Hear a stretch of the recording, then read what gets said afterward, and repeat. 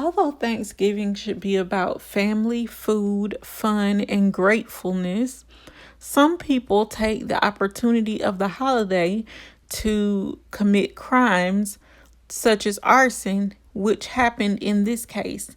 This is the case of Fred Ryder III, and if you want to know more about this case, please continue watching.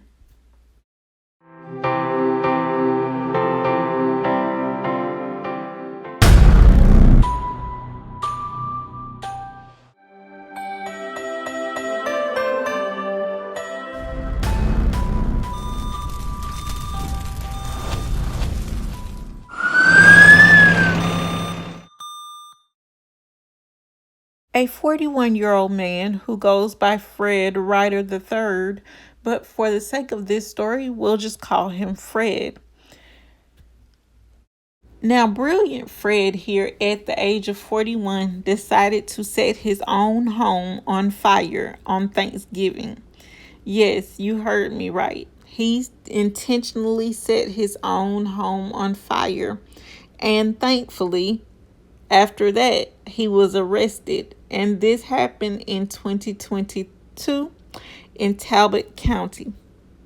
Before I start telling this story, I just have to ask this one simple question. How is it that many people go all their life without committing crimes like arson, and then they decide they want to become a pyromaniac and start setting their own home on fire? I can understand that it might be for financial gain, such as insurance claims and things of that nature, but if you have gone 41 years without doing something like this, what happens to shift your mind to come up with the bright idea to say, "Oh, I know what I'll do. I'm a little low on cash right now, so I'm just going to set my home on fire. No big deal. It'll just mean that, some of my things get ruined and, my family might be, harmed or even displaced for that matter. But no biggie. I mean, we'll still get paid in the end." Because that's what it seems like Fred Ryder decided to do at his big grown age of 41. And I still cannot understand that. But like I said, he was charged after investigators determined that he was solely responsible for setting his own house on fire. And again, he did this on Thanksgiving Day nonetheless. The first fire started around 8 p.m. that day. Over 45 firefighters responded to the 2700 block of Peach Orchard Road in Easton. Firefighters took 30 minutes to control the fire, which required a tanker task force. Now, that has to be some big fire in order for that many firefighters and a tanker task force to be needed. That was a big fire, and if you saw the picture of his house, you would understand kind of why that many firefighters were needed. The fire completely destroyed the house, causing over $800,000 in damages to the structure and personal belongings. Ryder's family was displaced. Now, I don't understand how he really came up with this idea. And honestly, I don't think he really thought it through too much, because why would you do this to your family just for money and then you're really, kind of ruining the holiday for them, because not only, are you doing this and they get displaced, but you got to think about it. On most of these holidays, these shelters are full with, unfortunately, homeless people, just all different types of people, but hopefully they didn't have to go to an actual shelter and they had somewhere they could go, like a hotel or something. But still, it's not the same as your own house. You know, that is your home where your memories are.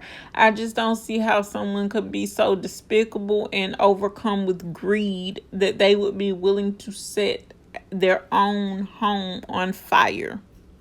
And in the beginning, I misspoke. I said they responded to the 2700 block of Peach Orchard Road. I'm sorry, I meant to say the 27,000 block of Peach Orchard Road in Easton, not the 2700 block. But thankfully, when he got charged, his charges included first-degree arson, first-degree malicious burning, and 2 counts of arson threat. And I think they should, in my opinion, have added attempted murder to that those charges, because what if his family would have been asleep and he decided, oh, they don't need to escape, you know, everybody's good, full, and sleep.